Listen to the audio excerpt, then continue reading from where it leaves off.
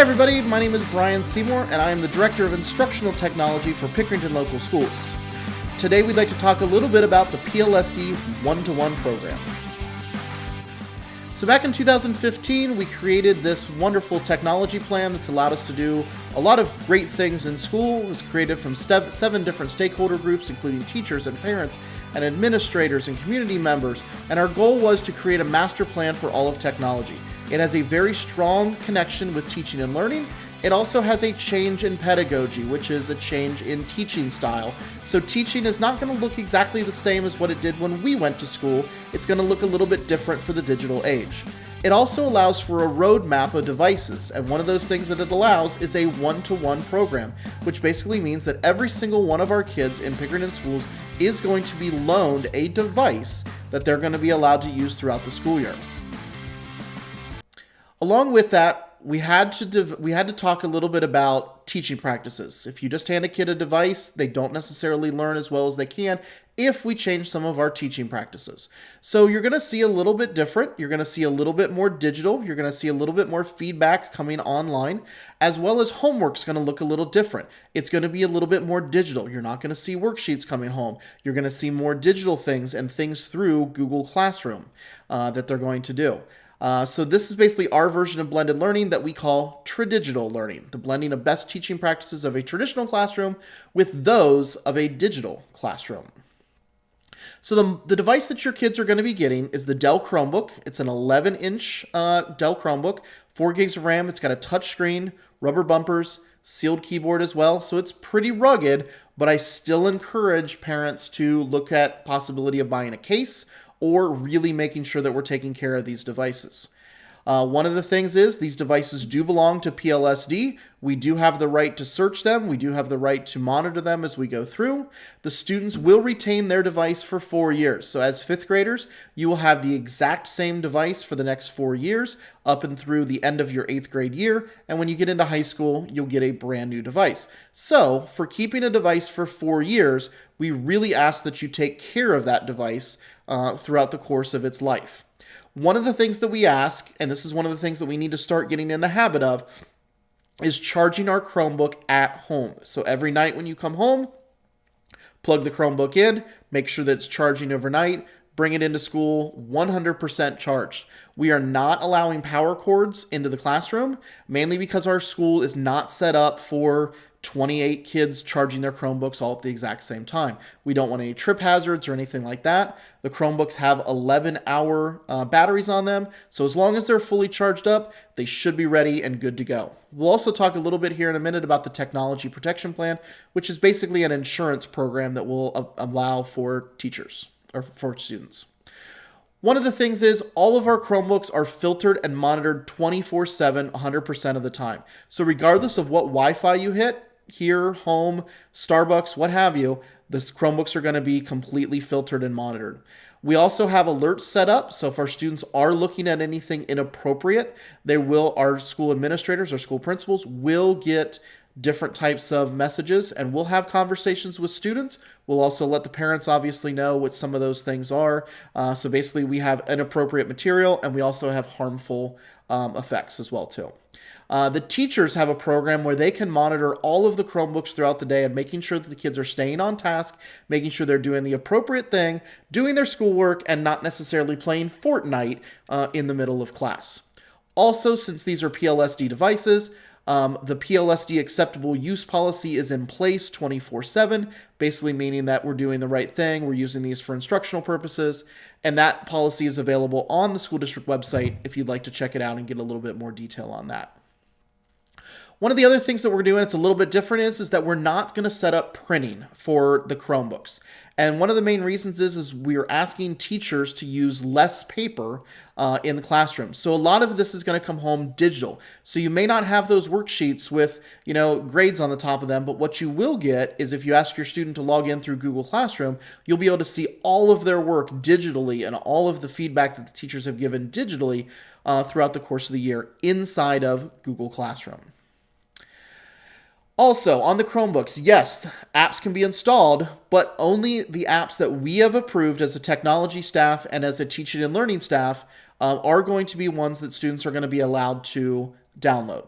So these are educational in nature apps. Once again, this is replacing our textbooks, replacing our instructional supplies. So this is an instructional tool, and we're going to expect that it be used as an instructional tool. It's not something to play games on. It's not something to watch Netflix on or those types of things. It's an instructional tool that we're going to be using in the classroom for instructional purposes. One of the things that we do ask you to do is personalize your own Chromebook. We ask you to put your own stickers on the front. Personalize it to yours. One of the reasons is every single one of these Chromebooks looks exactly the same. So if you go ahead and put some stickers on there, personalize it, make it your own, it's going to be easier to find. It's going to be easier to know which one is yours. The two things that we ask that you do not cover up is the PLSD logo and the asset tag number, which is in the bottom corner, which starts with an 18. Anywhere else on the front cover of that is fine. Please do not put anything on the bottom. Please don't put anything on the sides. That's where all the vents are at. That'll actually stop your Chromebook from working.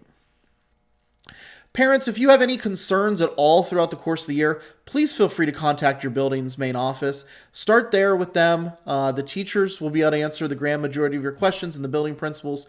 If it needs to bubble up, I'm more than happy to answer questions. But we've been through this for now 3 years at the middle school level.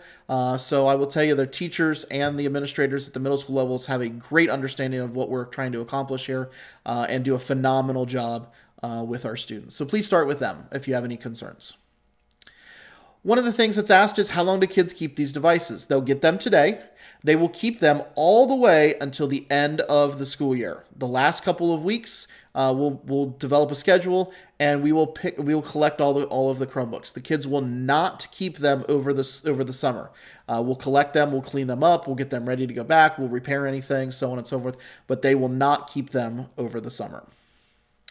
One of the biggest questions is the technology protection plan. The technology protection plan is basically a yearly insurance plan that we offer for accidental damage.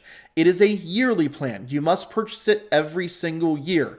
It starts at the beginning of the school year when you purchase it, all the way until the device is collected at the end of the school year. It does not roll over from one school year to the next. It is $40 and it is non-refundable. It can be paid completely through Infinite Campus. The fee is now available, and it is due by September 14th, 2018. But it is not available, or it's not offered, or not in play until you actually purchase it. So we need to make sure we purchase our insurance as soon as we possibly can.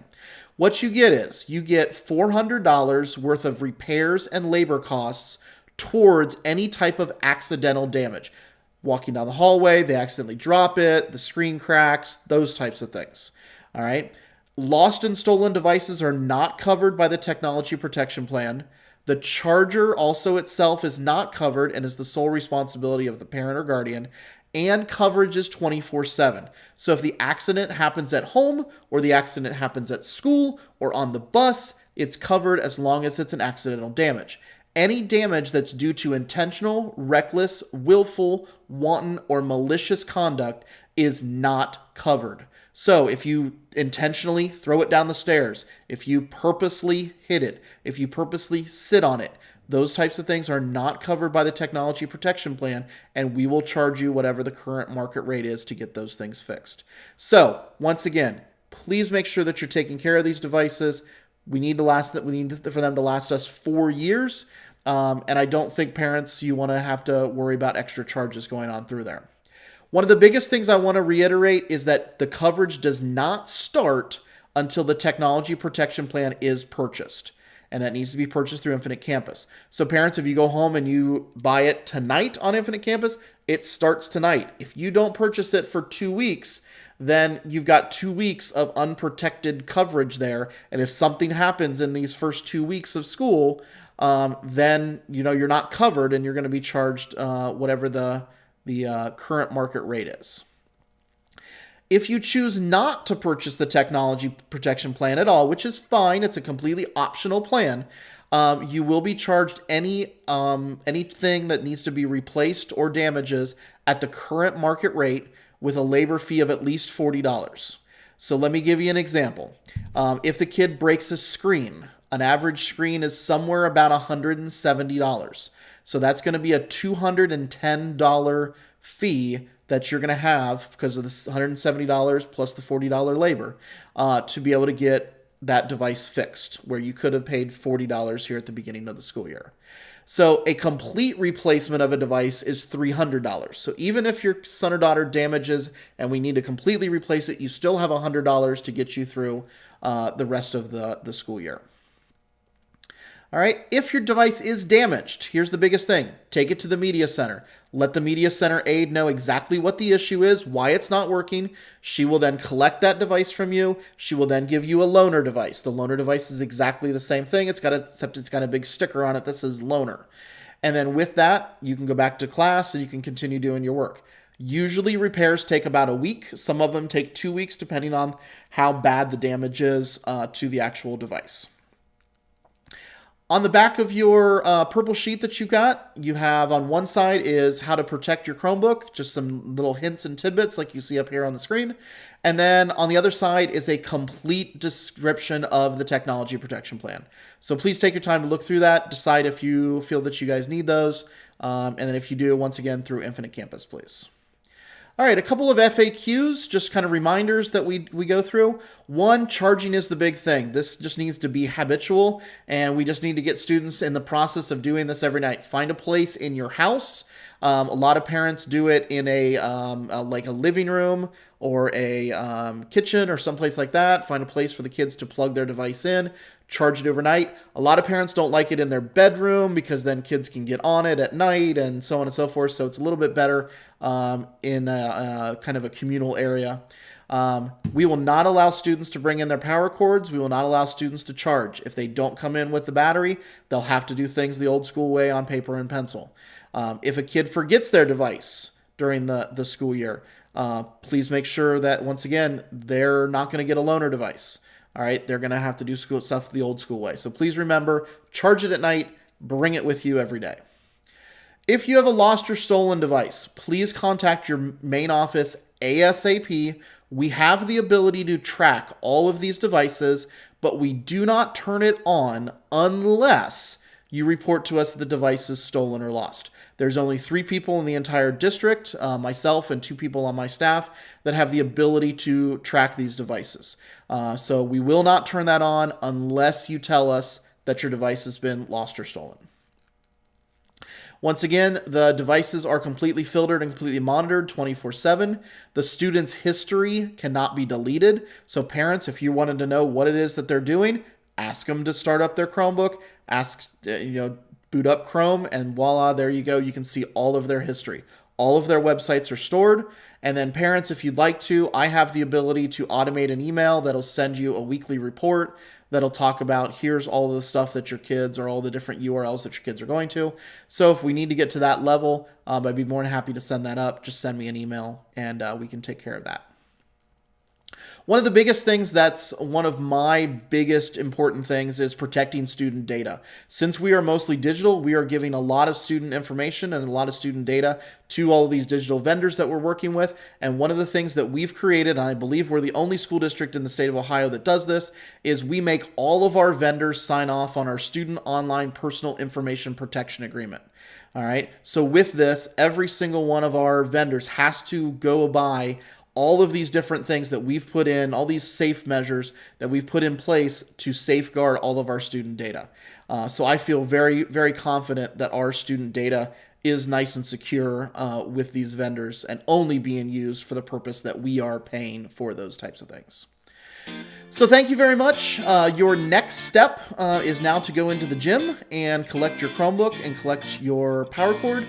Don't forget, charge at home, keep the power cords at home. Don't forget, look into that technology protection plan. All right, thank you very much. Have a wonderful night.